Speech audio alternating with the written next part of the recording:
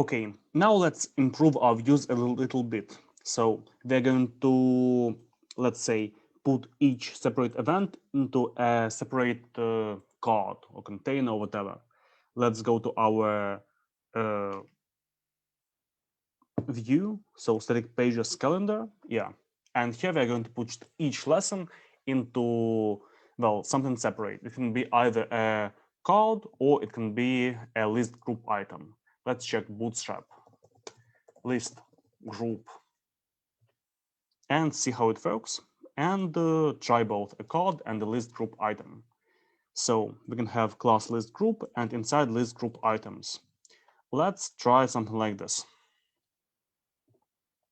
So class list group and each lesson will be a list group item. Let's try that. So above the enumerator of lessons, we will have list group, and inside we're going to have list group items like this. And let's place our lesson inside this list group item. Okay, now UL, I remove this div, and where do we have end? I guess I will move it like this and end like this. Okay, so let's see how it looks, if it works. Okay, here we have list group items. Here we have our separate lesson and lesson. Now let's add some attendances. Let's add some attendances to this lesson. Attendance 1, attendance 2, update lesson. We'll go back to the calendar, add a few attendances to the second lesson, just to see how it works, how it looks. Update. Okay, now we go to the calendar, and here we see 2 lessons and the attendances of these lessons. Now we can actually try additional styling these attendances. Let's try to add an additional list group and list group items for these attendances. Again, I'm creating a list group and I'm closing this /ul. And each attendance is going to be a list group item. Let's try. And I'm closing this li. Okay. And this is how it would look. So we have a lesson and we have each attendance of the lesson. Now we are free to edit it the way we want. As for me, this looks, well, quite bulky, but let it be like this for now. Let's then have a look at our classrooms. In classrooms, we can display how many courses the classroom has.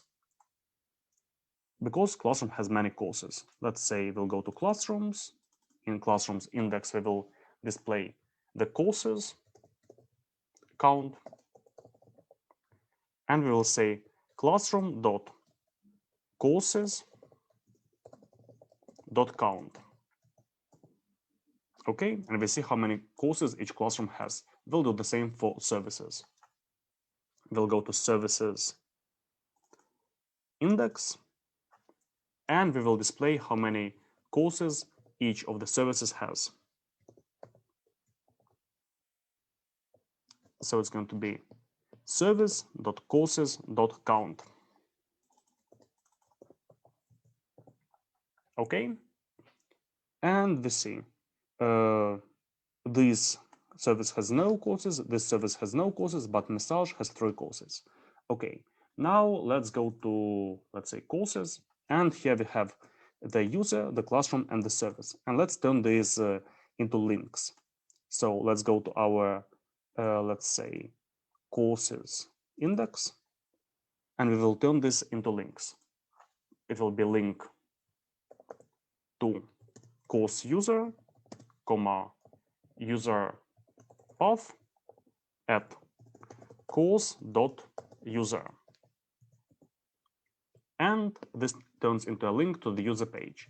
Now, I guess we can also make it without this user path, just course.user. Will it work? It works for this one. It works for this one. So we'll add links to course classroom, comma, course classroom, and link to course service, comma, course service. Okay, and these are now links. Now we'll go back to our courses and go to course show. I'm going to click to the ID, and we'll also turn these three into links. So I'm going to courses show, and here we will have link to course user, link to course classroom, link to course service, and it will be comma at course user, at course.classroom, and at course.service.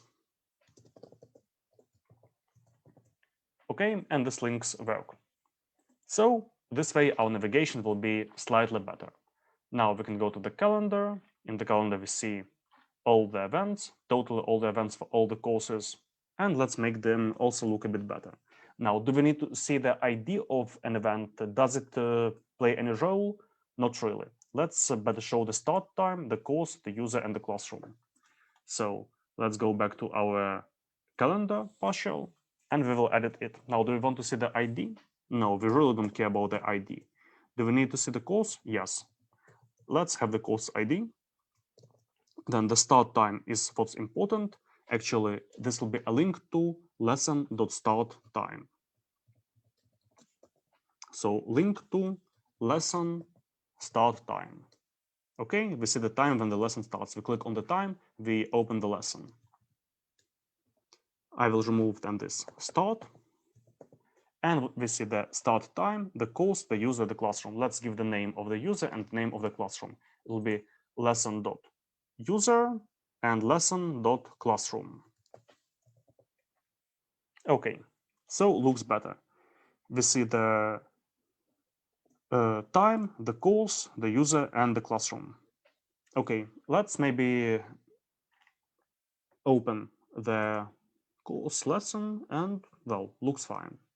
So we've updated our views slightly. We've turned each lesson into a card, into a list group item, and we turned each attendance into a list group item.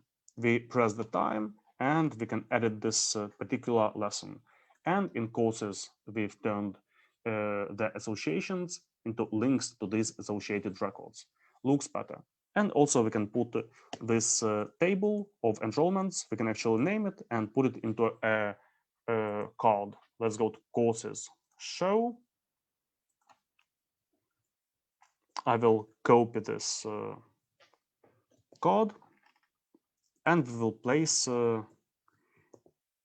this whole table into the card. It will be a table with it will be a card with course enrollments. Then we have card body. We will close this div, close the bigger div, and place this whole table inside the card body.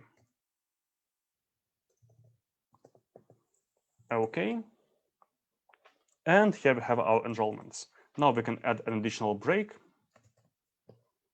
So we will add a break before we display the calendar. And looks fine. So we navigate to a course, we see the enrollments, we see a table with all the enrolled users. If we edit the course, we can edit the course and the enrollments. We go back, and we actually get to the courses page. Again, I open a course. I see the lessons only for this course. So inside of courses, we have three basically tables. We have enrollments that are edited in the course show. We have lessons that are created inside of courses, and we have attendances that are created inside of lessons. And looks good to me for now.